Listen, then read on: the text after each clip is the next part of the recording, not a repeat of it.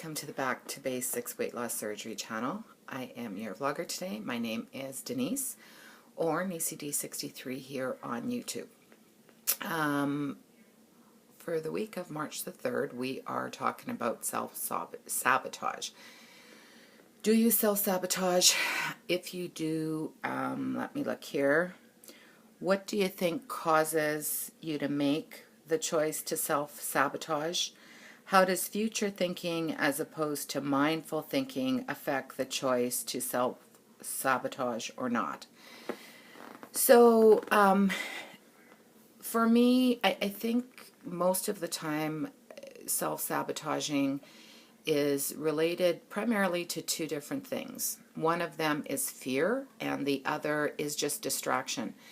And one is I think in some respects a little bit easier to deal with because you can identify something that you're afraid of. So when it's related to fear, and as an example of that I can give you is that when I was waiting to have my abdominoplasty, and I had seen the surgeon, I had gotten approved, and I was waiting for my surgery date. And I was so afraid that I would get turned down, that I would gain weight, and the surgery would be canceled because of that, that I ended up like not making good choices sometimes because of that fear. It's kind of like if you think it, you make it come true in some ways. And so that's one example of where fear was leading me to self-sabotage. And oftentimes I find when I realize that there's something that's causing me anxiety, it's often grounded in fear, stress with work, being afraid that I'm not going to be able to meet my commitments or complete the tasks that I need to, being afraid perhaps that I'm not being the best manager that I can be for my employees, those sorts of things. So for me, that self-sabotaging occurs when I start having anxiety based in fear, fear of success, right? The other thing for me is just distraction, because life gets so busy sometimes. And I know people say that that's an excuse, that you've got to make it a habit and you got to make it part of your daily life. And I totally agree with that. And by make it, I mean all of the rules that entail making healthy choices: food, exercise, vitamins, water, right?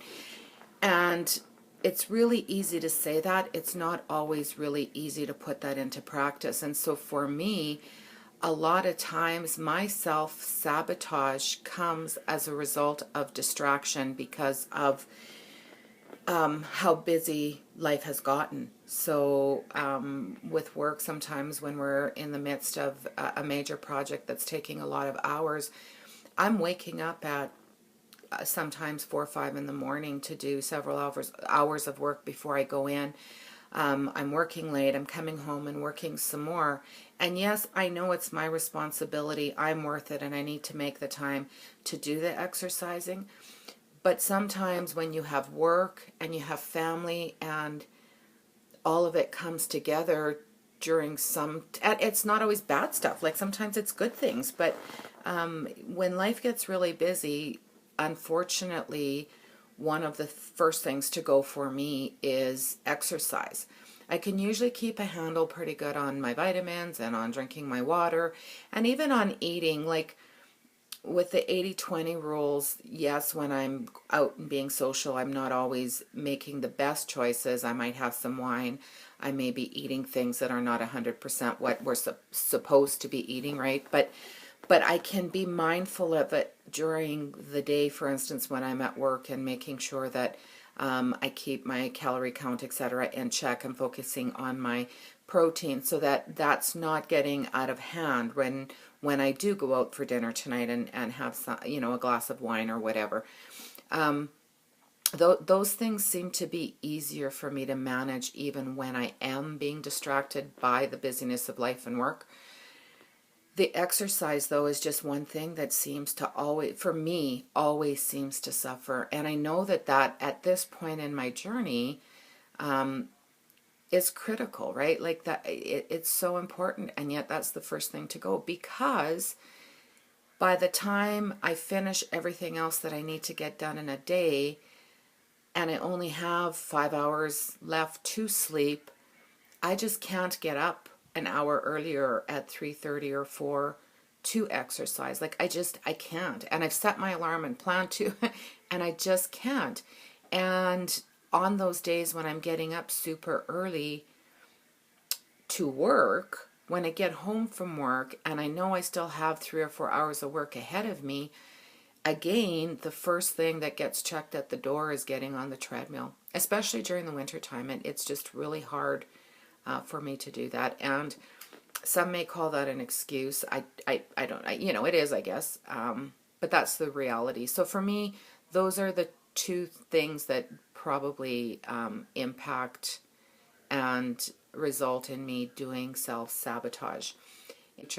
And sometimes, rather than focusing on where we are right here and right now, for me personally, there's a fear of something that's coming, or a fear of not being successful at something in the future.